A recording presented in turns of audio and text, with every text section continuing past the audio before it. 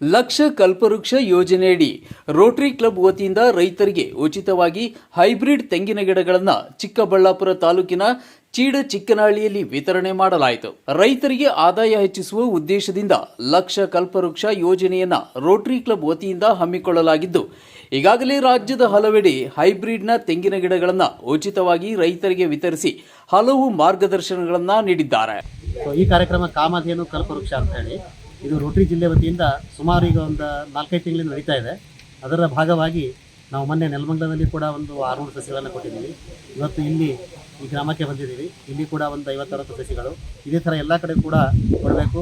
ಒಂದು ರೈತರಿಗೆ ಒಂದು ಎಕ್ಸ್ಟ್ರಾ ಇನ್ಕಮ್ ಆಗಲಿ. ಇದು 3 ವರ್ಷದಲ್ಲಿ ಬೆಳೀತಕ್ಕಂಥ ಮರ ಇದು. ಬೇರೆದೆಲ್ಲ ನಾವು ನೋಡ್ತೀವಿ 8-10 ವರ್ಷ 12 ವರ್ಷ ಆ ಥರ ಆಗುತ್ತೆ. ಇದು ಕಸಿ ಮಾಡಿದಂಥದ್ದು ಹೈಬ್ರಿಡ್ ಸಸಿ. ಇದು 3 ವರ್ಷದಲ್ಲಿ ಫಲ ಕೊಡುತ್ತೆ. ಅಟ್ಲೀಸ್ಟ್ ಒಂದು 100-200 ಕಾಯಿಗಳಾಗುತ್ತೆ ಅದು. ಸೊ ಆ ಥರ ಆಗ್ತಾ ಇರೋರಿಗೆ ಮುಂದೆ ಬರ್ತಾನೆ ಇರುತ್ತೆ. ಒಂದು ಸಾರಿ ನಟ್ಬಿಟ್ರೆ ಗೊತ್ತು ನಿಮಗೆ.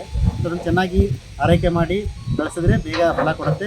ಇನ್ನು ಸಾಮಾನ್ಯವಾಗಿ ತೆಂಗಿನ ಗಿಡಗಳು ಸುಮಾರು 10 ವರ್ಷಗಳ ನಂತರ ಫಸಲನ್ನು ನೀಡುತ್ತವೆ. ಆದರೆ ಈ ಹೈಬ್ರಿಡ್ ತೆಂಗಿನ ಗಿಡಗಳು ಕೇವಲ 3 ವರ್ಷಗಳಿಗೆ ಫಸಲನ್ನು ಕೊಡುವುದರಿಂದ ರೈತರಿಗೆ ಆದಾಯ ವರದಾನವಾಗಿ ಸಿಗಲಿದೆ. ಈಗಾಗಲೇ ನೆಲಮಂಗಲ ಸೇರಿದಂತೆ ಹಲವೆಡೆ 100 ಗಿಡಗಳನ್ನು ರೈತರಿಗೆ ವಿತರಿಸಲಾಗಿದ್ದು, ಅದರಂತೆ ಇಂದು ಚಿಕ್ಕನಹಳ್ಳಿಯಲ್ಲಿ ವಿತರಣೆ ಮಾಡಲಾಗುತ್ತಿದೆ. ಇದರಿಂದ ರೈತರ ಆದಾಯ ದುಪ್ಪಟ್ಟು ಆಗಲಿದೆ ಎಂದು ರೋಟರಿ ಕ್ಲಬ್ನ ಪದಾಧಿಕಾರಿಗಳು ತಿಳಿಸಿದ್ದಾರೆ. ಈಗ ಈ ಕಾರ್ಯಕ್ರಮ ಹೆಸರು ಲಕ್ಷ ಕಲ್ಪವೃಕ್ಷ ಅಂತ. ವರ್ಷನೂ 1 ಲಕ್ಷ ಕೋಕೋನಟ್ ಸಸಿನ ಕೊಡಬೇಕು ಅಂತ ಅಂದ್ಕೊಂಡಿದ್ದೀವಿ. ತೆಂಗಿನ ಸಸಿನ ಎಲ್ಲ ಕಡೆನೂ ಇದು ಕೊಟ್ಟು ರೈತರಿಗೆ ಎಸ್ಪೆಷಲಿ ಅವ್ರಿಗೆ ಒಳ್ಳೇದಾಗಲಿ ಅಂತ ವೊಕೇಶ್ನಲ್ ಸರ್ವಿಸ್ ಅಂತ ಕೊಡ್ತಾ ಇದ್ದೀವಿ. ಇದು 3 ವರ್ಷಕ್ಕೆ ಬೆಳೆ ಬರುತ್ತೆ, ತೆಂಗಿನಕಾಯಿ ಬರುತ್ತೆ. ಈಗ ಆಧಾರ್ ಕಾರ್ಡ್ ತೊಗೊಂಡು ಒಂದೊಂದು ಮನೆಗೆ ಒಂದೊಂದು ಮರ ಕೊಡಬೇಕು ಅಂತ ಅಂದ್ಕೊಂಡಿರೋದು. ಈಗ ಬರೋ ವರ್ಷ ಕೂಡ ಪ್ರತಿ ವರ್ಷವೂ ಇನ್ನು ಶುರು ಮಾಡ್ಕೊತೀವಿ ನಾವು.